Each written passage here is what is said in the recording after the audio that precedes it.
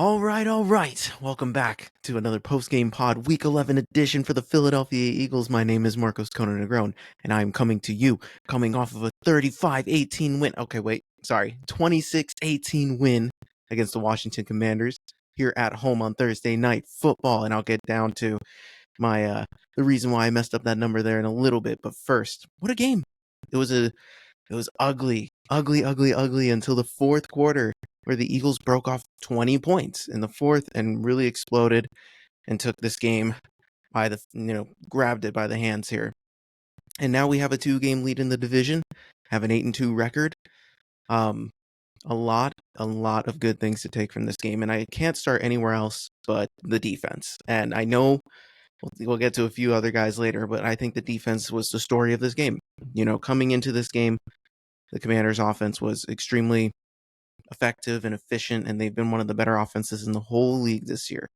So for them to come out today, they were able to score first. They got the touchdown early in the game, but after that, they really just had no luck. The Eagles were doing a great job pressuring Jaden Daniels all day. His rib must have been bugging him. I know they had he cut his hand in the middle of the game too, so he was dealing with some injuries and he was off.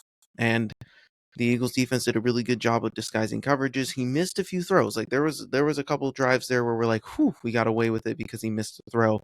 And, at the end of the day, he's got to be able to make those plays. And that's just a product of, maybe as his career goes on, as he gets more reps, as he gets more games, and maybe when he's a little healthier, he's going to be hitting those throws. But tonight we benefited from that. And we held them to a pretty, relatively calm game. 22 of 32, 191 yards and a touchdown. And he only had 18 yards on the ground on 7 attempts for a 2.6. And I mean, he was getting hit. Him and Jalen were getting hit a lot in this game. But the defense was effective. The defensive line, Jalen Carter made plays all game, blowing it up right at the line of scrimmage. Zach Bond and Nakobe Dean made plays. Reed Blankenship got an interception. Quinyon Mitchell was shutting down Terry McLaurin all day.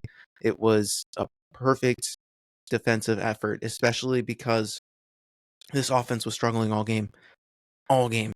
And it just always felt like, oh man, this might be the possession where Washington takes it. This offense takes it. And this defense always responded. They held them to 3 of 12 on third down. Like it was awesome. They forced them to punt 5 times. Obviously, they got the turnover and they sacked Jaden Daniels 3 times, but they were pressuring him all day. He didn't really have any time in the backfield. They only had 4.2 yards to play. You're going to take that against an offense that was extremely dynamic coming into this, and they got Brian Robinson Jr. back. So you silence their number one receiver, you silence their running game, and their main course of moving yards throughout the course of this game was Austin Eckler on a dump-off check down, because the Eagles were covering everything else and just giving them the short stuff and then attacking at the point of attack once he caught the ball. So a great defensive plan by Vic Fangio. They deserve all the praise for holding off such an awesome offense. And this gives a little bit of validation. Like, listen, I think for this, for the clunkiness of this game, it's Thursday night. Thursday night has always never really been, the best football product because of how tired some of these dudes are. And they're still a little bit banged up from Sunday. So, this is where physicality really dominates and where guys, look, it just feels more physical. And the Eagles, it was back and forth. Like, they were rough shots on Washington, on Devontae Smith, and they got away with the face mask. The Eagles were decking Jaden Daniels. Jalen Hurts got it tested out for a concussion earlier in this game, and that was definitely scary. But it was just, that was a divisional battle. It was rough and tough against 2 heavyweights, and the Eagles showed their experience, and they didn't waver, and I'll get to the main guys and how this offense really succeeded. But I gotta push on now to Jake Elliot. This could have been the Jake Elliot game, and normally that's a good thing. But this was the first time in Jake Elliott's career that he missed 3 field goal attempts in this game, and makeable kicks. He missed an extra point, and he missed a 44-yarder and a 48-yarder. Or in a 51-yarder, pardon me. But, like, he was our safety blanket for so many years. He was a huge reason why we made it to the Super Bowl and won the Super Bowl. He made important kicks. And same thing in 2022 when we made it to the Super Bowl, huge kicks. Last year when we were on that win streak, 10-1, he was hitting huge kicks. He was our security blanket. And today he wasn't there. He left 7 points on the board. I did my math wrong earlier. It's 33-18 now that I realized it. That's so funny. But Jake left points on the board, and we're talking about a blowout. And maybe the approach of the game would have been different, how they approached the end, right? Because this game could have been put away way earlier. My Jake Elliot didn't want to leave Jake Moody alone, and didn't want him to feel alone. I told Ben Ben and Chad on the group chat a lot that I was like, I'm gonna go down there to Philly and Debo Jake Elliott myself, because it was getting that dire. I thought it was a little touch and go. But again, it was the defense responded. They bailed everyone out today. And I don't know what it is about this team. This is the thing. I've mentioned it so many times. This is a home run hitting team. You have stars everywhere. So at some point, they're going to hit.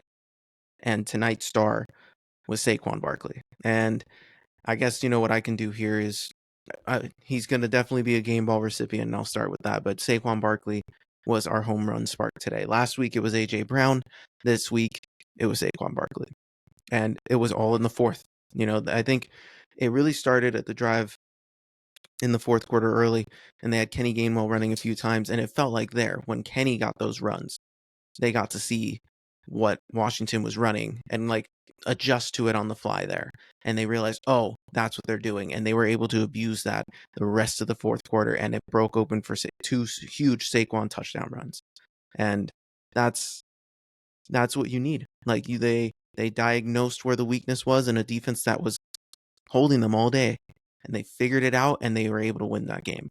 So that's how great teams do it. And we looked really great despite looking awful for 3.5 quarters. We are just that team that our defense can hold. If our defense keeps us within striking distance, we have the ability to pop off and blow a game wide open. We're truly seeing it in form. This was not a good game for the Eagles. This was a C+ game, and we still came out here and took out the best in our division and just gave it to them, and really just showed our experience. And it felt like we really big brothered them in this one, and the Eagles responded to every punch they tried to throw. And they also made mistakes of their own. And I think that they missed a few opportunities. They had a few drops. The Eagles were able to get them on close runs and really make the statement when it really mattered in these close 4th and 1s, 3rd and 2s. They set the stage. The Eagles won those 50-50 plays. And that's, again, the defense was stepping up and just pressuring this team. And by the end, they got worn out. And they were just ineffective, and the crowd was in it. And it just all happened like that. And they had a shot at the end. Zach Ertz, shout out to Zach Ertz, made a huge catch at the end, the back of the end zone, made an awesome catch, to get the 2-point conversion, which led to an onside kick. So they were still in it, very much in it. And again, if Jake makes his field goals, we're not talking about this. We're just talking about how they dominated the whole game. So my main takeaway from this is we can hang. Our defense can hang with anybody, and this offense is capable of popping off no matter what. They're going to wear defenses down. This was a team that took a second. They came in with a great game plan, great energy. I got to give the Commanders some respect. They came out and wanted this. They tried to take it, and they played very well. And so I know that this next fight that we're going to have in a few weeks here is going to be a very, very good one, and it's still going to have the same level of impact. It may be for the division. So it's going to be. I was very impressed with what I saw from Washington today, and it was a great game. And I was impressed by them, and I was more impressed with how this defense was holding them together, because there was opportunities. So I was very just overall impressed with the competitiveness of this game, the physicality of this game. And it makes me, and I've come out of this feeling a lot better. Yes, we left a lot of points on the board. Yes, we were in our own way for 75% of this game. But when it really mattered most, these guys picked it up and just flexed. They said, we have the better players. We have the better teams. This is what we're going to do. And just to outscore them 20-8 in the fourth quarter. And again, they got those 8 at the very, very end. We were 20-0ing them throughout the entire fourth quarter. Like, that's how great teams close out games. Now, we haven't figured out how to start a game correctly yet, and I think that might just be a product of, we're gonna take these body blows all game. We're gonna squeak it out. If we don't turn the ball over, we're gonna be okay. If we get a few drives going, okay, that's great. And then we really wear you guys down and find the weakness, and then we get a home run. So the Commanders approached it like, we're not letting A.J. Brown and Devontae Smith get us over the top. There was really none of that happening tonight. And Saquon Barkley was going to be the answer, and it took a while, but it finally happened. So, this was a great game. Like, this was the kind of game that, this was an ugly win, but you still looked like the significantly better team. And that's one of those things to me that I feel way more confident. This was the measuring stick game. This is a good Commanders team. They're young, they're inexperienced, and it showed. But this is a good team with good players that could have game wrecked this game, but our players stood out more. And that's great. I think we're separating ourselves into that tier potentially with the Lions as the top competitors in the NFC, and that's something you want to see at this point. Now, at this point last year, the collapse began. So now we don't want that to happen again. Can we build off of this momentum? We got LA next week, and we got an extended bye, and that's huge for us. So I think that's something that we can't take for granted, and these guys can rest up, and we're basically fully healthy, and not many guys went out in this game. They got to rest. So we get to take that next week and really make that push for the 1 seed. We have a legitimate chance to do so. So I'm really excited to see what happens here. So let's give out some game balls. My first game ball today, it's going to go to Jalen Carter. Jalen Carter was unbelievable, game-wrecking the game multiple times, getting in the backfield, disrupting the play, whether it was a run play, whether it was a Jaden Daniels play. He was always there. And he set the tone for the rest of the defensive line. They finished with 3 sacks today, but he was involved in every single play and was a big reason why the front had the success they did. They could not guard him. He made multiple plays. I enjoyed the game from Jalen Carter. He really showed out in this one. And then underrated defender, I want to give it to Reed because Reed made the big interception that basically turned the tide so we can seal the game. And I want to give it to our secondary. Like, Quinyon Mitchell was on Terry McLaurin for 11 out of 15 passes or routes that he was the primary defender. They didn't throw his way once. He was locking him down. Such good coverage. Terry McLaurin, the only catch he really received was when he switched over to Cooper DeJean on the opposite side, and it was a short gain, but that was the main catch. Once he got off Quinyon, and they moved him off the side he prefers. So Quinyon just stepping up to the task again. Like, we have hit on our 2 cornerbacks, and I remember how excited I was during this draft process. I was like, man, we could end up with one of these guys, and then we end up with both. And I was freaking out because it felt these were my guys. Like, these are guys that I was really high on, and they have been absolutely better than I could have ever imagined. And they are one of the, if not the biggest reason that this defense is dominating the way they are. So I gotta give them credit today. They stepped up again in a big way and didn't, Jaden Daniels completed, I think it was 2 or 3 passes to receivers, and the rest were to running backs and tight ends. The receivers had nothing going on today. We were suffocating. And that's the traits we need to see in a Super Bowl winning team, is an amazing defense. I haven't seen an amazing defense. Like, 2022 was amazing, but we were like, it didn't feel like this. We were just getting a lot of sacks. I've never seen coverage like this before.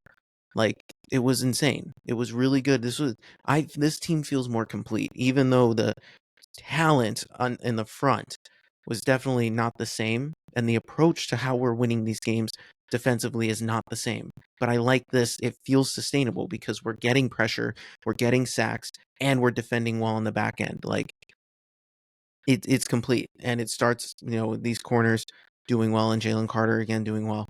And again, the last and final game ball has to go to Saquon Barkley. Unbelievable performance again, and he was quiet.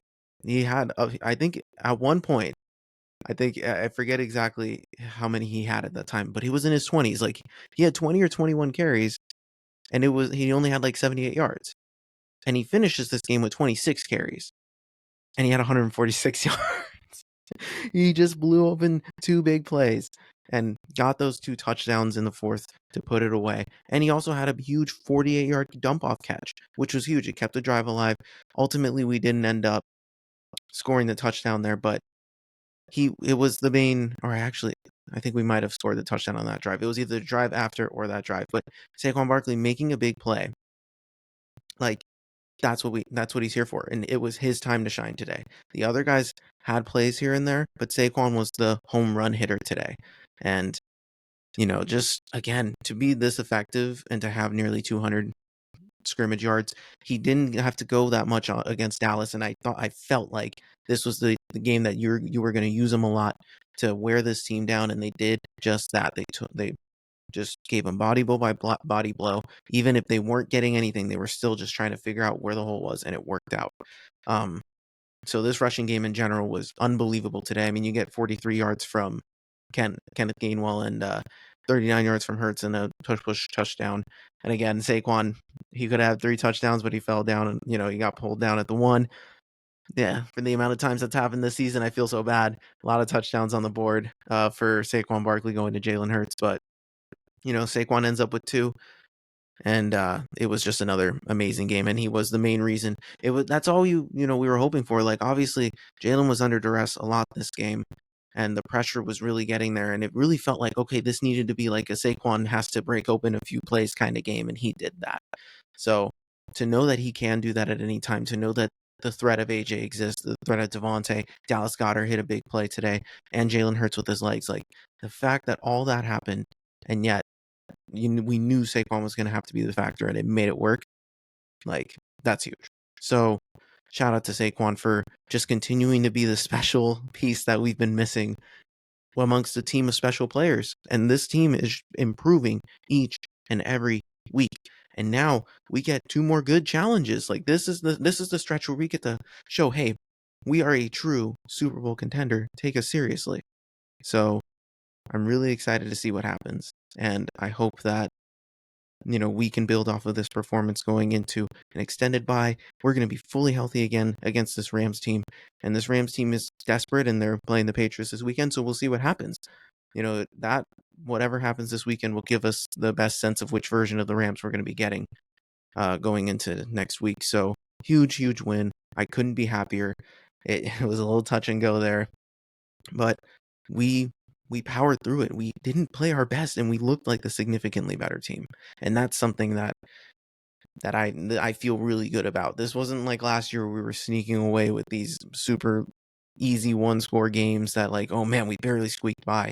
But to touch up on that point, despite sneaking away last year with a lot of games and ultimately collapsing, that set the stage. Going into this game, we were 19-5 in 1-score games. And we were able to do that. We were able to do that again going into the fourth quarter, separate, make a lead, and make this a game that they couldn't catch back up. So this team knows how to win in adversity. They faced adversity, the threat of like, you could feel the tension in the stadium. Like, anytime it's just not going our way, it always feels like, man, this loss, like this potential of being a loss, like, scares me. Could it be a collapse? Like, how we respond, you already start panicking for a loss. And then they just respond. And now we've pulled off 6 straight.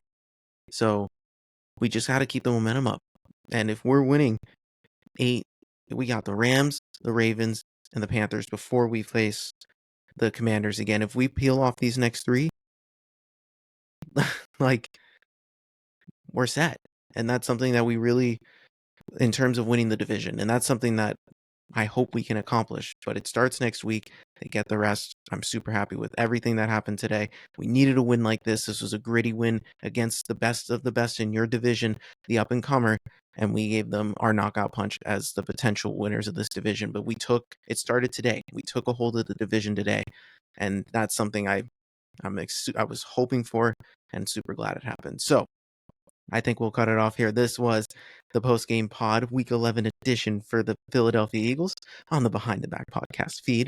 I'm Marcos Conan. If you guys want to hit us up, you can hit us up at behindthebackpod13@gmail.com. Hit us up on any of our social medias. The links to the descriptions are down below. Give us a like, subscribe, rate, follow.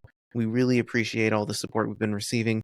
Appreciate joining us on this journey that is the NFL season. It's always intense. It's always crazy. But we got to win.